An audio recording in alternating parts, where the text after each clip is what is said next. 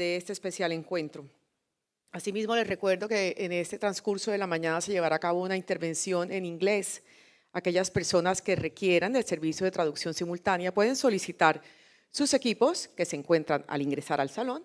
Lo hacen con un documento de identidad. Bien, continuando con nuestra agenda, vamos a dar paso al primer panel de Colombia Genera 2024 titulado Dinamización de proyectos FENESER de fuentes no convencionales de energía renovable para acelerar la transición energética. Doy una especial bienvenida a los panelistas. Por favor, nos acompañan en el escenario el señor Rodrigo Negrete, director general de la Autoridad Nacional de las Licencias Ambientales, ANLA. Por favor, nos acompañan el doctor Javier Campiño Jiménez, viceministro de Energía, al doctor Luis Felipe Vélez, líder comercial de Celsia, y Rodrigo Torres, director Valora Analytic, quien moderará este espacio. Bienvenidos.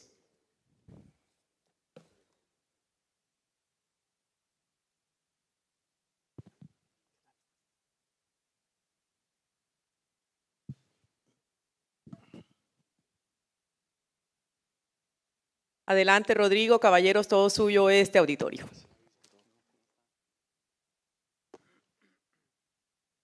Hola, hola. Buenos días a todos, ¿cómo están? Bueno, me tocó ponerme el saquito, está haciendo bastante frío hoy aquí. Adrián tenía razón en eso, está haciendo un poquito de frío acá. Bueno, teníamos un invitado más que por cosas de agenda no pudo acompañarnos, pero gracias Luis Felipe, gracias Vice, gracias Rodrigo por estar acá. Por supuesto, gracias a Landy, a Bruce, a Mari y a todo el equipo por esta invitación. Este evento es muy importante. Yo soy Rodrigo Torres, soy el director de Valora Analytic. Y bueno, Vice, quiero arrancar con usted. Bruce nos mostró unas cifras muy completas de, en general, el sector minero energético, demanda de pronto un poquito robusta más que la oferta. Bueno, ya lo explicó muy bien Bruce. Y también Adriana hace un momento nos estaba explicando los planes que tiene el gobierno en el largo plazo. Yo quiero arrancar porque hablemos del tema de la subasta reciente, que tuvo mucha participación del sector solar, no tanta, lo mostraba también Bruce creo en el mapa, no tanta del sector térmico. ¿Cómo vamos a garantizar que ese solar nos ayude a cumplir las deficiencias que tenemos de los sectores? Todos sabemos acá, ustedes lo saben mucho mejor que yo, la intermitencia, el almacenamiento, las interconexiones, sobre todo La Guajira está quieta por decirlo menos, entiendo que Colectora va a entrar solo hasta el 2026, eso nos impone muchos retos. ¿Cómo vamos a solucionar eso, Vice? ¿Cuál es el plan para que ustedes les digan a ellos que son los que ponen la plata y toman las decisiones? Bueno, es una excelente pregunta. Nosotros aquí asignamos 4.4 gigas de energía solar en esta subasta. Y siempre que uno planea un sistema, lo mencionaba ahorita Adrián, se necesitan varias componentes. El componente de transmisión es fundamental, el componente de integración regional, el componente de diversificación de producción de energía. Y aquí estamos hablando de matrices que cada vez son mucho más diversas. Es decir, lo que estamos haciendo en Colombia no nos lo estamos inventando. Si nosotros miramos matrices energéticas, por ejemplo, en el norte de Europa son matrices energéticas con una complementariedad muy fuerte entre diferentes fuentes de generación. El tema de la intermitencia es un tema de predicción y planeación. O sea, ya los modelos que nosotros manejamos hoy tienen unos niveles de precisión que están incluso por debajo del 1%. O sea que el tema de la planeación de despacho con la variabilidad de la irradiación solar y velocidad de los vientos es manejable. Ahora, ¿qué aprendimos de esta subasta? Que quizás será la última subasta que haremos de este estilo. Esta subasta es el resultado de la evolución marginal de un esquema que se diseñó para planear un sistema hidrotérmico, que es de alguna forma lo que traemos en el país. Todavía lo vemos y lo mencionaba Adrián, todavía nuestra matriz es principalmente hidrotérmica. En esta subasta lo que tuvimos fue una combinación de múltiples tecnologías en un esquema diseñado para planear la confiabilidad de un sistema hidrotérmico.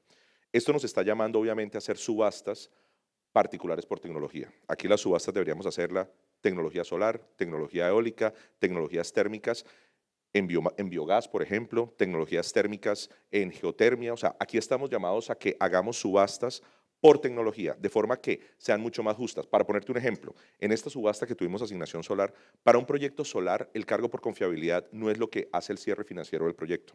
El cargo por confiabilidad te genera una ventaja adicional al proyecto, pero no es lo que determina si construyes o no el proyecto. Para una térmica sí lo es. El cargo por confiabilidad es el que le da la vida a una térmica. Entonces estás poniendo a competir tecnologías que son dimensionalmente opuestas en este ejercicio, lo cual no lo hace justo para las tecnologías que realmente necesitamos para tener esa garantía en firme. Entonces, para resumir, ya estamos configurando y reconfigurando unas nuevas subastas organizadas por tecnología que nos permitan garantizar la operación segura del país. ¿Eso, viceministro, va a pasar este año? Esperamos que este año podamos sacar la primera reconfiguración que nos permita generar alguna adicional por tecnología. No te podría decir cuál sería la primera tecnología, todavía estamos evaluando, estamos de la mano con la UME, de la mano con XM, evaluando cómo va a ser el comportamiento del sistema con esta nueva capacidad que está entrando para mirar cuál es la siguiente que necesitamos. Bueno, yo espero que mis amigos periodistas hayan parado bolas porque creo que esa es la noticia más importante hasta ahora. Espero que haya varias más. Vice, el otro tema que también es cierto, lo dije, Colectora es el principal ejemplo del retraso que tienen los proyectos en La Guajira. Yo he tenido la oportunidad de viajar mucho por Colombia, yo he trabajado con Naciones Unidas y con el DNP. La Guajira es muy compleja, socialmente, ambientalmente, o sea, tiene todos los potenciales de energía, pero también tiene todos los potenciales de problemas. ¿Cómo vamos a garantizar la solución? Y eso ahorita, Rodrigo, esa pregunta también se la voy a hacer. ¿Cómo vamos a garantizar que se cumplan las metas? La meta son 6 gigas. Y este año se supone, Adrián lo dijo, 1 giga este año. ¿Y el resto?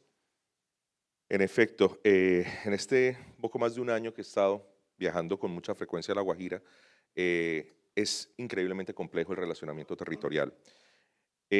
Hemos aprendido de nuestras propias experiencias. Creo que en el primer acercamiento pensamos que el relacionamiento territorial iba a ser mucho más sencillo y de alguna forma como gobierno nacional dejamos a las empresas a que hicieran sus procesos de negociación directamente con las comunidades, lo que nos generó un montón de conflictos, a la vez que nos generó inconvenientes para los proyectos. Ya hoy estamos viendo casos en los que tenemos procesos de cobro por adelantado para una reunión con una comunidad, por ejemplo, en los procesos de consulta previa, que es algo que no debe suceder. Entonces, ¿qué hemos hecho nosotros? Y en estos momentos tengo aproximadamente unas 40 personas desde el Ministerio de Minas y Energía en La Guajira haciendo acompañamiento social a estos proyectos. Es sentándonos con las empresas, sentándonos con las comunidades para garantizar que a la vez que se cumplan los compromisos con las comunidades y se genere un beneficio territorial, también se den unas garantías para la empresa que permita que el cierre financiero tenga sentido. Entonces, lo estamos trabajando. Eso no significa que ya nuestra labor está hecha, realmente es un trabajo continuo, cambian algunas condiciones, tenemos que adaptarnos, estamos viendo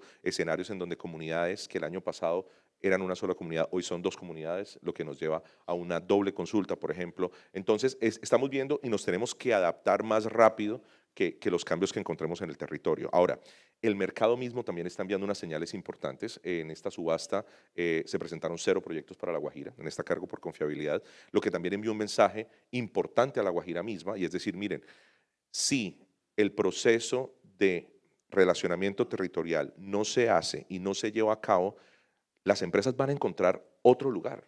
Atlántico tiene un potencial de vientos importante. Tenemos en este momento la subasta. El Magdalena Medio también. Magdalena Medio tiene, Córdoba tiene en estos momentos la mayor cantidad de proyectos registrados para generación de energía a partir de fuentes solares. Entonces, el mercado va a encontrar la solución, la diversificación energética va a encontrar el punto. Vamos a abrir geotermia. Entonces, el país va a tener y la inversión va a llegar al país. Pero La Guajira se puede perder la oportunidad de recibir estos recursos de inversión que pueden generar un desarrollo territorial. Entonces ahí también es un mensaje importante para las comunidades, un mensaje importante para el departamento de La Guajira, que necesitamos trabajar juntos. Es decir, ya hemos tenido casos, ya hay empresas que se nos han retirado. Y nuevamente con esto no quiero decir que nos vayamos a saltar la fila ni vamos a hacer procesos atropellados. O sea, tenemos que garantizar que se cumplan las condiciones ambientales, sociales, pero que nos permita también operar. De lo contrario, el mercado naturalmente va a encontrar otros lugares en donde, o sea, en términos eléctricos, la corriente siempre fluye por el camino de menor resistencia. Entonces aquí vamos a encontrar que los proyectos de inversión van a encontrar el camino de menor resistencia y eventualmente el país logrará mantener su abastecimiento de energía desde donde sea necesario. Perdóname que insista, pero no me contestó la pregunta. O sea, las 5 gigas que faltan, ¿cómo las vamos a sacar del sitio de generación? Los 5 gigas no los tenemos todos en Guajira, es decir, nosotros tenemos una distribución y los 4.4 gigas que asignamos en cargo por confiabilidad están por fuera de La Guajira. Es decir, nosotros tenemos en estos momentos 17 gigas asignados en el país para un sistema de 20 gigas. Es decir, en términos de energía y en términos de potencia estamos cubiertos. No estoy diciendo que vamos a olvidar los proyectos que están en Guajira. Nosotros queremos que entren los proyectos en Guajira, estamos acelerando y haciendo todo el acompañamiento, pero la transición energética no depende de La Guajira y eso es muy importante este mensaje. La Guajira en estos momentos no es el único elemento que nos va a permitir hacer la transición energética. Es increíblemente atractivo, tiene un potencial impresionante en energía eólica, pero ya abrimos una convocatoria de energía eólica costa afuera en donde no está cubierta La Guajira, en donde todos los territorios que estamos utilizando son de La Guajira hacia abajo. Entonces, al punto al que yo voy es que eso se trata, y estamos hablando aquí, y pues ustedes más que nadie entienden este proceso, es un tema de oferta-demanda o un tema de oportunidad. Si la oportunidad está en Guajira y funciona bien, nos vamos para Guajira. De lo contrario, vamos a diversificar y vamos a seguir generando energía desde otro lugar. ¿Qué estamos haciendo? Y para contestar específicamente tu pregunta, la principal barrera que tenemos en Guajira es el relacionamiento territorial. Y es lo que estamos trabajando, articulados con la ANLA, articulados con el Departamento Nacional de Consulta Previa, articulados Ministerio de Minas y Energía, UBME, tenemos desde el Viceministerio de Energía la Mesa de Alto Nivel de Energía que estaremos lanzando en abril con una nueva plataforma de seguimiento, trabajando con la UBME, donde cada proyecto, cada inversionista, cada empresa que esté construyendo un proyecto va a tener el estado de avance de su proyecto en cuanto a trámites administrativos tanto nacionales como regionales. Entonces, eso nos va a facilitar a nosotros lograr acelerar y lograr presionar en los puntos en donde encontramos trabas, donde encontramos cuellos de botella para que estos proyectos se lleven a cabo. ¿Qué estamos haciendo nosotros como gobierno nacional? Además de que tengamos los elementos de habilitación para que los proyectos puedan entrar, es empujar y garantizar que todos los trámites se hagan bien dentro de los tiempos que necesitamos que se hagan. Entonces, sí lo estamos haciendo y no es indispensable La Guajira. Importante, pero no indispensable. De acuerdo, no, porque además hemos visto ejemplos muy dicientes de proyectos que no van más en La Guajira. El proyecto de Enel de Wimpeshi es el más claro, uno de los más costosos que yo haya visto recientemente. Ahorita, Luis Felipe, vamos a hablar de ustedes también en Celsia. La semana pasada publicamos en Valor Analytics que están revisando la posibilidad de salir de algunos proyectos. Entonces, hay muchos retos y yo siento que hay más necesidad de articulación entre todos los actores de la cadena. Bueno, Rodrigo, como director de la ANLA, me gustaría saber cómo están ustedes haciendo el trámite, el proceso de las licencias. Y aquí un comentario que me han hecho varios actores de la cadena es que hay alguna sensación de que se están demorando más algunos que otros, los de carbón, por decirlo menos, por citar algunos nomás. ¿Eso está pasando de verdad, director? Bueno, primero agradecer por supuesto a la Andy la invitación a este importante evento. Sin duda es clave porque además nos permite justamente poner en conocimiento de todos ustedes y del país en general la situación que se presenta. Yo quiero poner un contexto previo y es que efectivamente la ANLA es una entidad muy operativa. La ANLA no formula política ni expide regulaciones, de manera tal que fundamentalmente funcionamos frente a solicitudes. Nos llega la solicitud y respondemos. Y no perdemos de vista que además hay una metodología para hacer los estudios de impacto ambiental, hay unos términos de referencia y la ANLA, digamos, su gran aporte es responder en oportunidad las solicitudes que llegan, con transparencia y con rigurosidad. No hay, digamos, lo primero que tengo que decir es que efectivamente cumplimos los términos legales. Lo que atañe a la ANLA, lo que exclusivamente es el término para pronunciarse sobre una licencia ambiental o sobre una modificación de licencia ambiental, cumplimos los 90 días hábiles y si es modificación 60 días hábiles. No importa, digamos, de qué tipo de proyecto se trate. Para todos, digamos, es el mismo rasero. Ahora, hay situaciones particulares, efectivamente. Recuerden que, por ejemplo, en el tema de las consultas previas, es un trámite que debe realizarse antes de solicitar la licencia ambiental. Hoy la ley del plan permite iniciar el trámite antes, pero no puede resolverse la licencia hasta que concluya el proceso de consulta previa. Eso está en la ley del plan de este gobierno.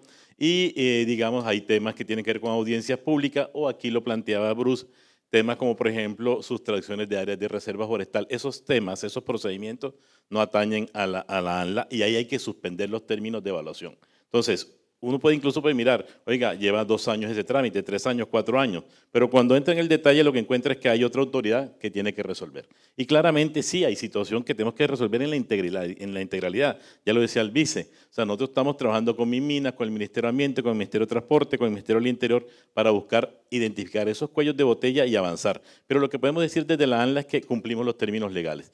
Pero además no es exclusivamente responsabilidad de la ANLA, Rodrigo. Yo quiero señalar lo siguiente. Esto es un tema donde hay una responsabilidad compartida. Nos solicitan y resolvemos, pero ¿cómo nos solicitan? ¿Qué están aportando en los estudios? Y ahí hay un gran problema. Y bueno, voy a poner el caso de Celsia. O sea, las camelias tienen las licencias ambientales otorgadas por las corporaciones. Cuando nos piden la integración, ¿qué encontramos? Una información que no fue, digamos, satisfactoria para la ANLA frente a lo que requerimos nosotros. Entonces, a pesar de que los términos de referencia son los mismos, lo que encontramos es que hay diferencias frente a la información que solicitan y evalúan las corporaciones frente a la que solicita con total integridad la ANLA. Entonces, ahí hay un problema. Y hay un problema que, digamos, no se puede endilgar a nosotros la responsabilidad de ser exigentes y rigurosos. Es que así está la norma. Más bien hay una situación con las corporaciones que hay que entrar a resolver. Hay que mirar de fondo y no solamente le atañe al Ministerio de Ambiente o a la ANLA, le corresponde en gran medida también al Congreso de la República. Esa situación estamos evidenciando, el aseguramiento de calidad de los estudios. Cuando hemos archivado proyectos, que hemos archivado algunos proyectos, las solicitudes de licencia ambiental es porque el aseguramiento de calidad de los estudios no es el adecuado, pero también hay problemas de relacionamiento con el territorio de las empresas. El gobierno intenta, aporta, apoya, pero hay una situación compleja. Entonces, lo que nos atañe a nosotros cumplimos rigurosamente, pero también hay situaciones donde de doble vía nos corresponde a todos sumar y aportar. Ahora que habla usted del tema regional y de cómo se tienen que articular las autoridades nacionales y por supuesto las regionales, hace unos días vimos una normatividad que yo no sé si estoy calificándolo anticipadamente, pero le quita poderes, por decirlo de alguna forma, a las corporaciones autónomas regionales. ¿Cuál es el objetivo de eso, director? Porque digamos que en el discurso que uno le siente al presidente Gustavo Petro es vamos por las regiones, vamos por las regiones. Acá lo que yo estoy sintiendo, y usted me dirá si estoy equivocado, y lo hablé con varios del sector también, es que se está centralizando la decisión. ¿Eso para dónde va? ¿Cuál es la idea? Bueno, eso tiene que ver con varios factores. Uno, justamente, dar seguridad y poder avanzar en un tema que es estratégico para el gobierno y para el país, la transición energética justa. Lo que hemos identificado es que la oportunidad con la que la ANLA se pronuncia de los 90 días hábiles en las licencias, en el otorgamiento, o en 60 días hábiles en las modificaciones, estamos viendo que no se están cumpliendo con las corporaciones autónomas regionales por regla general. Entonces, lo que hemos identificado es que la competencia de la ANLA está de 100 megavatios de generación en adelante, las corporaciones tienen entre 10 y 99.9. Identificamos que en todos estos procesos de asignación que la UME ha realizado, entre 50 y 100 gigas hay aproximadamente 4 gigas de generación de energía. Con la posibilidad que tiene la ANLA del fortalecimiento que se ha realizado al equipo que realiza esta evaluación y en general todo el fortalecimiento de la Autoridad Nacional de Licencias Ambientales, tenemos la capacidad de asumir hoy desde 50 gigas en adelante y aportar de manera clara y oportuna en la transición energética justa con una posibilidad de que 4 gigas pasen a la ANLA. Y de la propuesta que hemos identificado también de las asignaciones que la UME viene trabajando, son 7.3 gigas que ya hoy con 38 proyectos ingresarían a la ANLA, más casi 5 que ya hemos licenciado. Ahora, hemos otorgado 38 licencias ambientales para energías renovables, pero de esas hay que ser francos, apenas hay 10 proyectos en construcción. Eso es una realidad. Entonces, de 38, solo 10 en construcción es complejo. De esos 15, incluyendo líneas de transmisión, están en La Guajira. O sea, 13 proyectos que están por fuera de La Guajira, que es un poco lo que decía también el vice. Y con lo nuevo que se viene, pues, especialmente Córdoba, Atlántico, y ya vimos ahí buena parte del territorio nacional entra en este proceso. Entonces, hay una situación, digamos, que nos toca abordar de diferentes ámbitos. Por eso señalo, es una responsabilidad compartida, pero diferenciada. Y sí, el Estado, el gobierno en particular, tiene que generar unas líneas, unas reglas de juego mucho más definidas, pero en lo que atañe a nosotros estamos avanzando y creemos que este proyecto de norma, que además trabajamos con los 5 gremios de la transición energética, no necesariamente estando de acuerdo, hay temas de diferencia, pero ahí no resolvemos el tema de fondo en la parte legal. La parte legal de fondo la resolvemos con un proyecto de ley, con un procedimiento diferenciado y escalonado que queremos y que estamos empezando a trabajar también de la mano con los gremios, donde estamos en ese proceso de construcción, donde la ministra nos ha dicho, como ANLA, lideren el proceso por su conocimiento, por su experticia, siendo que no somos reguladores, pero ese conocimiento nos permite hoy sentarnos con los gremios y decirles, venga, los invitamos, trabajemos, construyamos conjuntamente, pero vamos a requerir del Congreso de la República, sin duda alguna. Para poder generar un procedimiento diferenciado, tenemos que ir al Congreso, porque el decreto no nos permite ese alcance. Por eso encuentras un proyecto de decreto limitado. Es que el procedimiento de otorgamiento de licencia ambiental está en una ley. Entonces requiere de otra ley para poderlo modificar. La ministra lo dijo incluso en el Congreso de la ANDI el año pasado. Dijo, vamos a reducir estos procedimientos a 50 días hábiles. Es un gran reto, pero si tenemos una base de información que también la atañe al Estado en gran medida, podemos construir colectivamente. ¿Eso significa que las corporaciones regionales se quedaron cortas o no están siendo lo suficientemente eficientes? Y lo segundo sobre eso es, ustedes tienen la capacidad porque se van a llenar de proyectos. O sea, si van a buscar que los de menos de 100 megas lleguen a la ANLA para la aprobación, van a tener un flujo de proyectos muy alto muy pronto. Sí, ya tenemos el estimativo de proyectos, hemos ido fortaleciendo el equipo que hace esta evaluación y también los equipos de seguimiento, incluso al interior de la ANLA hemos creado una nueva región que permite abarcar de mejor manera el seguimiento. Digamos que requerimos hacer unos ajustes adicionales. La ministra de Ambiente está comprometida con el proceso de fortalecer la ANLA. De hecho, hemos recibido unos recursos adicionales el año pasado y este año que hemos invertido justamente en una base tecnológica y en el fortalecimiento de los equipos. El reto, estamos dispuestos a asumirlo. El tema de las corporaciones, pues es un tema que no es nuevo, pero pues yo no soy la persona indicada para eso. Yo creo que la opinión pública nacional conoce la situación, las empresas conocen la situación y lo que queremos nosotros es fortalecer lo que tenemos. Lo que nos atañe a nosotros como ANLA, seguir siendo rigurosos, transparentes, oportunos, que es lo que hemos dicho, es el sello ANLA. Y invitamos a la empresa además que no se inventen proyectos, que vayamos a la ANLA con seguridad y con transparencia, que hagamos las mesas correspondientes, que sigamos haciendo estos talleres de fortalecimiento de capacidades que ya empezamos el año pasado, que incluso extendimos al sector de hidrocarburos, en las mesas técnicas. Caso colectora, Rodrigo, tú lo señalabas, colectora es un proceso complejo, más de 230 consultas previas. Pero, ¿qué hicimos con colectora? Antes que radicaran el estudio de impacto ambiental, nos sentamos con el Grupo de Energía de Bogotá. Venga, revisemos, hagamos una verificación preliminar. 4 reuniones previas y cuando radican, que hacemos una verificación preliminar documental, que es como un coco que tienen las empresas allí, lo pasaron inmediatamente y eso es increíblemente sorpresivo. Y estamos en el trámite. ¿Qué nos paró el trámite que iba muy rápido, muy oportuno? Una sustracción de un distrito de manejo integrado regional en La Guajira, que hasta el 16 de febrero se resolvió. Entonces, ahora retomamos y seguimos. Pero, digamos, lo que nos atañe a nosotros, créeme que lo cumplimos con oportunidad. Todo el esfuerzo concentrado en la transición energética justa del país. Usted se me adelantó, director, porque le iba a preguntar lo del proyecto de ley, pero déjeme lo había anotado para que no se me olvide después. Vice, también le voy a preguntar por otro tema que es el proyecto de consultas previas, porque hay mucha expectativa para que eso mejore, porque yo les dije, yo he tenido la oportunidad de estar en La Guajira muchas veces. Me contaron una vez que un líder de una comunidad se soñó que algo iba a salir mal el día de la reunión y no apareció nadie. Nadie. Y la empresa tenía todo listo para firmar la consulta previa. Entonces, a ver cómo resolvemos ese tema que entiendo que es un problema complicado. Bueno, Luis Felipe, qué pena, te dejé de último, pero no por último, este es menos importante. Me gustaría que nos puedas contar cómo está trabajando Celsia este año. O sea, el vice nos dio un anticipo de, hay proyectos que si no están en La Guajira se van a ir para otro lado. ¿Ustedes qué están haciendo? Y si nos anticipas algo de lo que va a pasar en La Guajira, sobre todo. Sabía que no me iba a librar de la pregunta de La Guajira, claramente. Bueno, no, nosotros, un poquito de contexto de Celsia. Nosotros somos una empresa entusiasta con todo el tema de transición energética. Fuimos la primera empresa que creamos una granja solar en Colombia. Tenemos generación distribuida, tenemos generación solar, digamos que en muchos sitios del país. Entonces eso nos hace ser unos jugadores importantes en la transición. Nuestros planes, independiente de las subastas, porque la subasta es muy importante, es decir, la subasta es cargo por confiabilidad, pero independiente de la subasta, los proyectos en Colombia también se pueden desarrollar y seguimos desarrollando nuestros proyectos, sobre todo los proyectos solares. O sea, estamos trabajando mucho en granjas solares y seguimos trabajando mucho en generación distribuida. Y estamos trabajando muy fuerte en eficiencia energética también, que es un tema que ya se empezó a conversar, ya se empezó a hablar de él. Entonces, Celsia sigue para adelante con todo eso.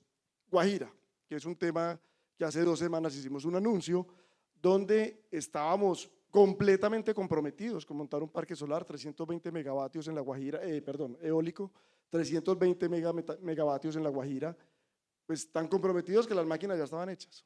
Ya estaba el proveedor diciendo se las mando. Pero no vemos las condiciones para poder hacer ese parque en La Guajira en los tiempos que estaban diseñados. Las comunidades no se ha podido concretar el trabajo con las comunidades, creo que es un trabajo importante, se ha mencionado acá varias veces. Licencias, si ha habido errores se subsanan y listo, eso no es un tema inhabilitante. Y el tema de la colectora, que se habla mucho, pero nosotros no vemos que se haga mucho. No, que va a estar para el 26, pero cuando vamos a ver qué hay, no se ve el trabajo. Se nos aparece una oportunidad en Perú, un parque eólico en Perú que necesitaba máquinas similares a las que ya teníamos, y las comparaciones son odiosas pero necesarias. Vamos a Perú y en meses teníamos absolutamente todo listo para montar el parque eólico en Perú. Esa esa parte de la historia no me la contaron la semana Sí, pasada. sí, una diferencia en la actitud hacia hacer que las cosas pasen. Ya el parque eólico se va a hacer en Perú, seguimos interesados en Colombia, seguimos interesados en La Guajira, pero queremos ver las condiciones de confianza para poder hacer ese proyecto. Eso que ustedes están haciendo de buscar nuevos mercados, lo vimos ayer también, una de las principales compañías de concesiones viales ya anunció que va a empezar a buscar proyectos fuera de Colombia, porque obviamente ha tenido algunos problemas de licencias, bueno, ya todos sabemos esa historia. Entonces, a mí personalmente, y me perdona que editorialice, me preocupa mucho eso, porque al final eso termina siendo menos inversión, menos empleo, menos círculo virtuoso en las regiones, o sea, muchos problemas adicionales que genera eso. Quería preguntarte, Luis Felipe, sobre las condiciones de cierres financieros, porque lo hablamos del proyecto de Enel de Wimpeche y finalmente no dio. Hay otros más. ¿Qué van a hacer entonces ustedes con los proyectos en otras regiones? Para no hablar solo de Guajiro, sino en otras regiones. ¿Están logrando cierres financieros? Las condiciones de tasas de interés tampoco es que ayuden mucho. Sí, a ver, si bien es cierto las tasas de interés han afectado, digamos que hemos tenido algunas características, los proyectos en energía renovable siguen dando cierre financiero. O sea, por eso lo decía yo ahorita, nosotros no estamos dependiendo únicamente de las subastas para seguir desarrollando todos nuestros proyectos solares específicamente. Entonces seguimos muy activos en el desarrollo solar. Ojalá pudiéramos poner otra vez sobre la mesa Guajira, esperemos que las condiciones se puedan generar, pero nosotros seguimos haciendo todo eso. Estamos interesados en participar también en el mercado del térmico con gas. Queremos ver las condiciones del gas a futuro, es un tema importante. Queremos también tener un poquito más de visibilidad con qué va a pasar con el gas. Hemos visto también en las presentaciones de esta mañana, gas sí hay, pero importamos, pero entonces esa falta como de tener ese norte más lejano, claro, con el gas, ha hecho que estemos un poquito más a la expectativa. ¿Y regiones nuevas? Para que nos anticipes alguna chiva aquí. Regiones nuevas, Colombia. Nosotros estamos Bueno, pues afuera también. Bueno, no, afuera nosotros tenemos Perú, el proyecto de Perú, tenemos participación en Centroamérica, varios países de Centroamérica, estamos evaluando proyectos solares, principalmente en Centroamérica. En Honduras vamos muy bien en el desarrollo de tecnología solar, de granjas solares. Panamá estamos trabajando temas de solar también, entonces vamos muy bien afuera. Y en Colombia seguimos desarrollando granjas en todo el país realmente. Nosotros tenemos granjas ya en gran parte del territorio colombiano. ¿Ustedes están viendo en riesgo algún otro proyecto por demoras parecidas o por alguna cosa que no les esté dando el calce, no necesariamente financiero, sino de otro tipo? No, yo creo que el tema de consultas previas está cogiendo, ha sido muy importante, pero está cogiendo, digamos que unas dimensiones que hay que de verdad trabajarlo en conjunto con el gobierno. Eso es un trabajo de todos, eso no es solamente del gobierno, pero sí tenemos que definir unas reglas muy claras para las consultas previas, porque Guajira, me corrigen ahora, 240 comunidades más o menos ahí identificadas, 220 aceptan, 20 no, y se para todo el desarrollo de la Guajira. Hay herramientas, hay forma de hacer que las cosas pasen, pero no se están aplicando. Entonces, creo que ese es el tema que hay que trabajar muy fuerte en conjunto. Otra de las historias que yo escuché en La Guajira es que, por ejemplo, hoy había una familia de 6 miembros, por decirlo de alguna manera, y resulta que el amor floreció en una de esas familias y ya no era una familia sino 2. Se paró la consulta previa porque ya había que pedir la autorización a la nueva familia. O sea, tiene que haber un límite para que eso funcione mejor. Entonces, viceministro, se cerró el círculo otra vez en cuanto al tema de las consultas y la comunidad. ¿Cuál es el plan del gobierno para solucionar esto? Yo me acuerdo, puedo estar desactualizado, que había un proyecto de ley ya de hace rato, incluso creo que del gobierno anterior, para solucionar el tema. ¿En qué está y cómo lo vamos a solucionar? Creo que esa es la respuesta que muchos acá quieren escuchar hoy, viceministro. Pues te puedo hablar del sector energía, es decir, lo que maneja el Ministerio del Interior, pues al interior y las políticas que manejan son competencia del Ministerio del Interior, pero lo que hemos hecho es retroalimentar frente a los nuevos retos que han traído estos proyectos. A diferencia de los proyectos energéticos tradicionales como proyectos de minería, proyectos de generación a gran escala, las concentraciones de los proyectos normalmente abarcaban un número mucho menor de comunidades. Una de las ventajas y retos que tienen las renovables es que al tener una menor densidad de energía se necesitan mayores extensiones de tierra. Es decir, nosotros cuando hablamos de energía solar estamos hablando en promedio de más o menos unas 2.2 hectáreas por cada megavatio que instalamos. Entonces estamos hablando que para un parque de 100 megas estamos hablando de 300 hectáreas. Entonces, dependiendo de la zona del país donde se ubica, la cantidad de comunidades que tenemos es mucho mayor. Y si a esto le sumamos que la conexión que existe entre la transición y la transmisión,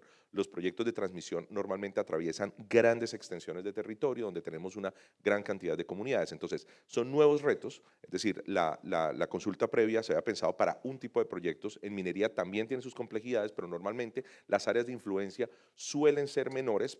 Digamos, si comparamos el nivel de ingreso que va a tener el proyecto versus la cantidad de comunidades afectadas, suele ser menor a los proyectos energéticos en donde tenemos grandes extensiones de terrenos, grandes cantidades de comunidades para unos márgenes económicos mucho menores. Entonces, eso genera un reto en ambas puntas.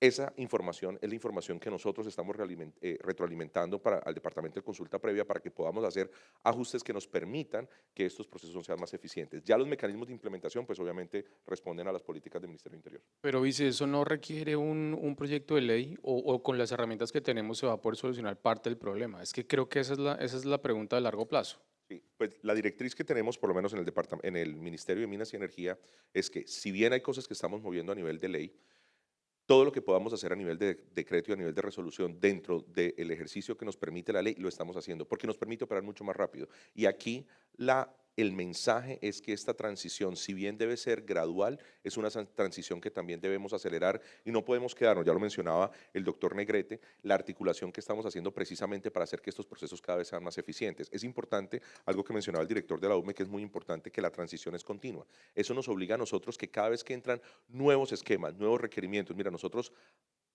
casi que a diario nos encontramos con retos y condiciones que nunca se habían presentado antes. Entonces eso los obliga a mirar, lo podemos hacer dentro del marco regulatorio existente, lo podemos hacer vía decreto, lo podemos hacer vía resolución o nos toca llevarlo a ley. Entonces, digamos que es esa nueva dinámica que ha traído y pues claramente aquí también nos estamos apoyando, por ejemplo, y yo sé que es un tema que no me preguntaste particularmente, pero ayer estábamos trabajando y todo el día estuvimos tanto el ministro como el equipo técnico del Ministerio de Minas y Energía en temas de hidrógeno, ya sentándonos con Alemania para mirar cómo ustedes resolvieron la gran cantidad de retos regulatorios que hay para todo el tema de hidrógeno verde. Es decir, también apoyarnos en aquellos que llevan un camino avanzado mucho más rápido, de forma que cuando nos encontremos con esas barreras ya estemos preparados. Entonces, para resumir, a nivel regulatorio decreto estamos haciendo lo máximo que nos permite el marco de la ley y aquellas cosas que necesitamos, pues obviamente necesitamos el apoyo de los congresistas para que podamos pasar las cosas que toque llevar a ley.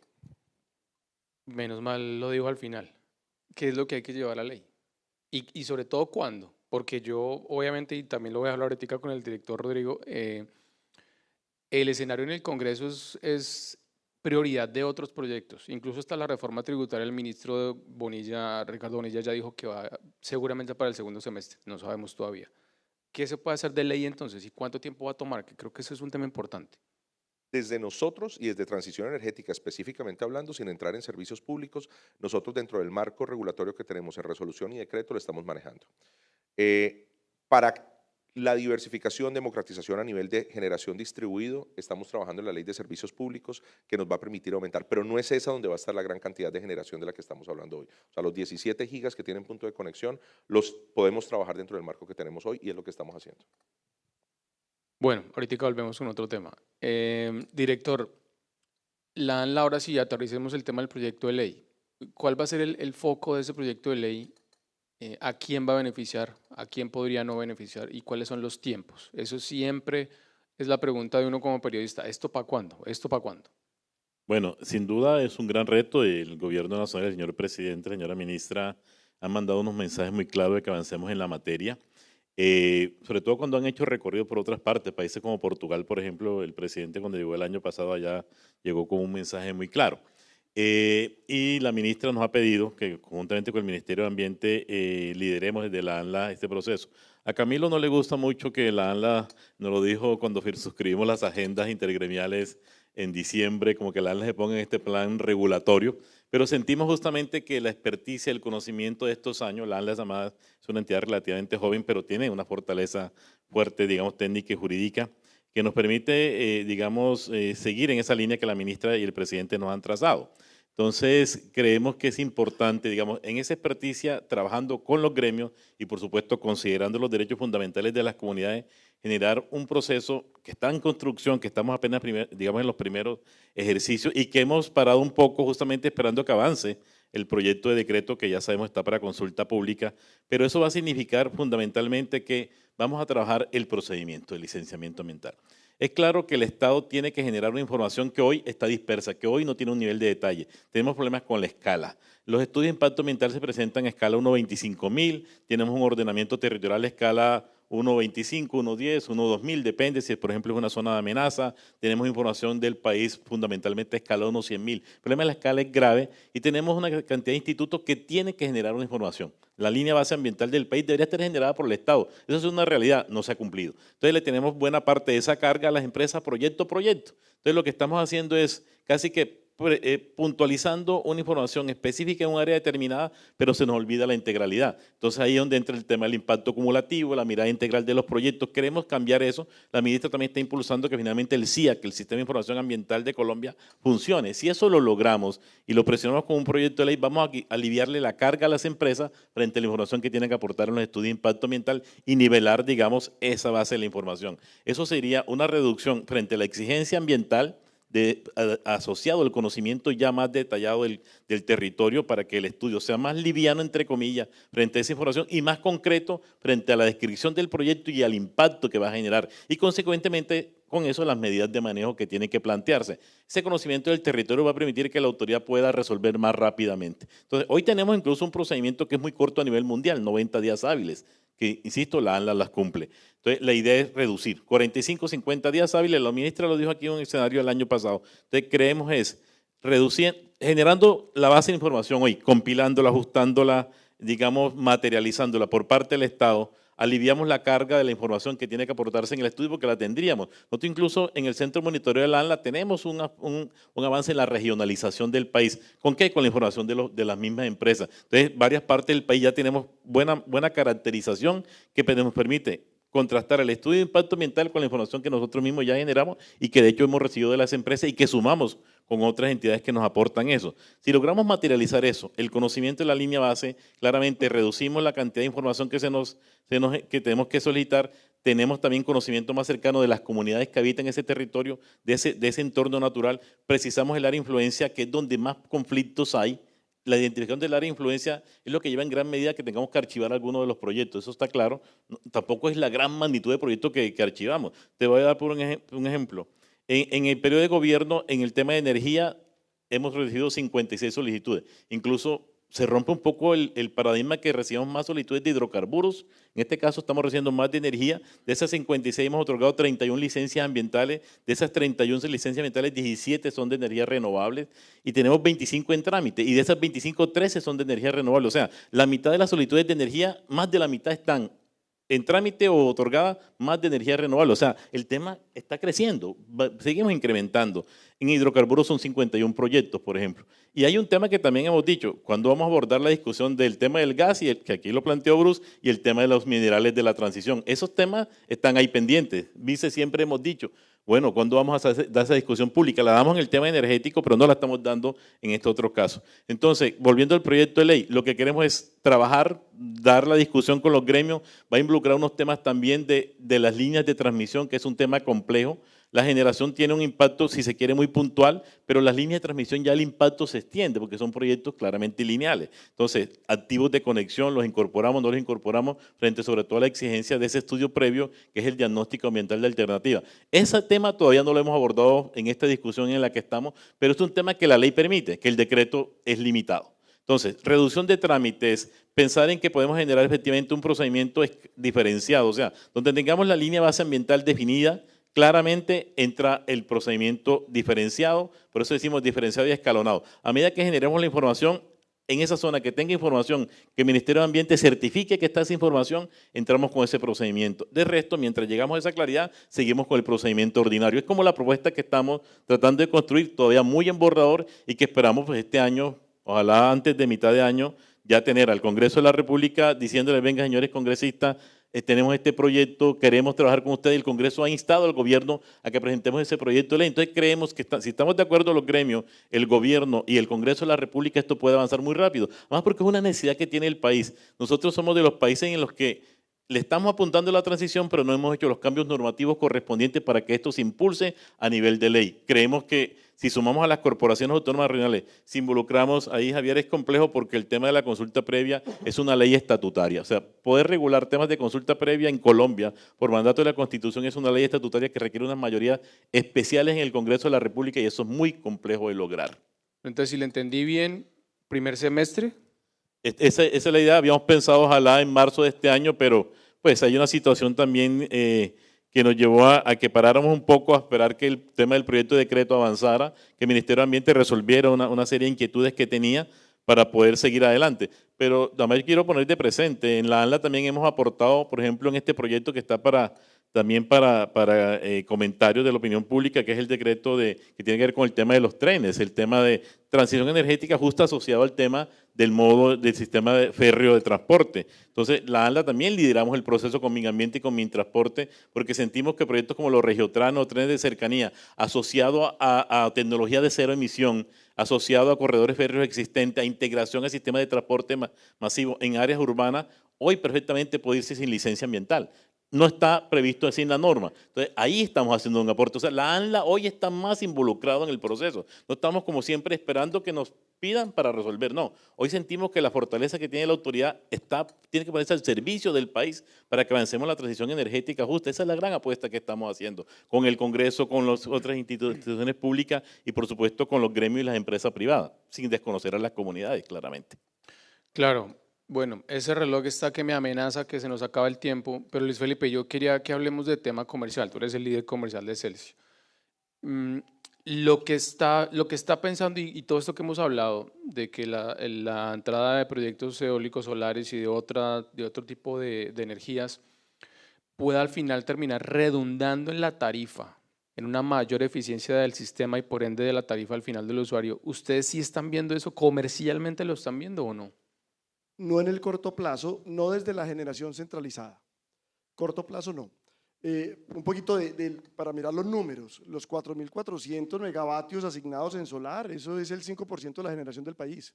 O sea, eso no le hace cosquillas al sistema, el 5% que va a estar en 2 años y el crecimiento anual es el 2.1, o sea, en 2 años eso entra únicamente para abastecer la demanda necesaria y no hay un exceso digamos, de energía. La forma como nosotros creemos, concebimos que se puede afectar positivamente la tarifa para el cliente final es entrando más proyectos, más rápido y más participantes del sector. Un proceso de competencia tecnológica, obviamente esto es un sector muy tecnológico y que el gobierno ponga todas las delimitaciones de la cancha para que los actores y los jugadores de este gremio podamos ser mucho más rápidos y ahí vamos a ver un beneficio final. Pero como están en este momento dándose las circunstancias o las condiciones de desarrollo de la infraestructura alrededor de la demanda, para abastecer la demanda, no vemos que vaya a haber un impacto grande. Hay proyectos muy bonitos, comunidades energéticas, por ejemplo, que se habla y se va a contemplar en la ley. Somos entusiastas de las comunidades energéticas, eso podría impactar en el precio final de la energía para las comunidades cuando se unan, digamos, entre varios y tengan su sistema de energía. Pero como se está hablando de ellas y es que los mismos del barrio lo monten, no lo vemos. Esto es un tema técnico. Esto se necesita que expertos lo hagan, que empresas que sepan hacerlo, comprar digamos que todo el abastecimiento, sí, lo puedan hacer. Entonces, hay cosas que pueden tener un impacto muy positivo, pero en el cómo se haga va a estar la gran diferencia. ¿Ustedes están en capacidad de poder llegar con el gobierno, con esas comunidades y decirle, venga, yo lo capacito, pero necesito que la empresa tenga algún representante por lo menos regional o alguna cosa parecida? Sí, nosotros incluso tenemos un piloto en este momento en construcción de una comunidad energética en una comunidad muy pequeña, son 110 familias en el Valle del Cauca, cerca de Jamundí, Bocas del Palo se llama la población, y es un proyecto que tenemos con Fenoge. Estamos montando una comunidad energética, es un sandbox, es un piloto que se sale de la regulación no lo permitiría hacer hoy, pero lo estamos haciendo como un sandbox con el Fenoge para medir y ver el impacto que tenga en la comunidad. Entonces sí, estamos en capacidad de trabajar, es que esto no es un trabajo de Estado, empresa, esto es un trabajo de todos, esto al final es el bien común, es el país, la competitividad y el beneficio para todos. ¿Ese piloto fue idea de ustedes o fue idea de la comunidad o fue idea del gobierno? ¿De dónde salió? Eso sale de unas conversaciones con Fenoge, hace 1 año y medio más o menos, casi 2 años. Y ellos querían hacer unos pilotos de esos sandbox, en Medellín hay otro, en un barrio, este sí es urbano, y querían hacer uno poblacional. Y en las conversaciones nosotros pues levantamos la mano y dijimos, venga, que nosotros quisiéramos participar. Bueno, viceministro, en 1 minuto y 20 segundos, dígame la prioridad, entendemos mucho, ya lo hablamos, la subasta fue muy solar, pero me gustaría saber la prioridad siguiente, ¿cuál es? Ya que digamos el solar está medio check. ¿Es eólico, es biogás, es hidrógeno, es biomasa, es nuclear, es cuál? Son todas, excepto nuclear. El país tiene una historia de conocimiento tecnológico en nuclear, pero orientado a fines científicos, médicos y de uso industrial para unos elementos muy particulares, no para generación de energía. Entonces es una combinación de todas con una base muy fuerte de fortalecimiento en la transmisión. Si tú me preguntas a mí, ¿dónde está la concentración en estos momentos? Todo el trabajo articulado que estamos haciendo con el Ministerio de Ambiente, con la ANLA, con DANCP, se concentra muy fuertemente en la transmisión. Y el segundo elemento que estamos trabajándole muy fuertemente es el tema de comunidades energéticas, que le pega directamente a la tarifa, y como lo decía ahorita Luis Felipe, es un tema que estamos trabajando de la mano con las empresas. En Cali tenemos un piloto que en Cali es socio de Celsia, son 2.000 viviendas que se van a instalar con sistemas fotovoltaicos, en donde el excedente de energía que genera el sistema se entrega en Cali para que lo comercialice y le genere un modelo rentable. Entonces aquí el trabajo de articulación, y creo que en ese sentido esto también es un llamado de atención para nosotros, para que comuniquemos este mensaje de comunidades energéticas de forma que las empresas entiendan que las empresas hacen parte de todo este proceso de comunidades energéticas. Sin las empresas y todos los instaladores y todos los nuevos negocios que se vienen en el manejo de la información y la data que viene alrededor de estas comunidades energéticas, no sería posible. Entonces aquí vamos a necesitar la participación de todos los gremios y las empresas que trabajan en este sector energético para hacer posible esto. Esos son los dos elementos. Le sobraron 20 segundos. Hablo rápido. Es una de las cosas que tiene haber vivido tanto tiempo en Cartagena. Sí, eso veo. Bueno, no, se nos acabó el tiempo. De nuevo, gracias a ustedes por estar acá. Creo que pudimos aclarar algunas dudas. Hay mucho por hacer, insisto, por mantener la inversión, por darle buena claridad al sector, por generar el círculo virtuoso económico que todo esto trae de empleo, inversión y beneficio para las regiones. De nuevo, gracias a Bruce, a Mari y a la Andy por la invitación, a los patrocinadores, ni más faltaba que gracias a ellos que todo esto pasa. Y nunca pierdo la oportunidad para decirles que si quieren estar bien informados de economía, visiten www.valoranalytic.com y gracias a todos. Muchas gracias.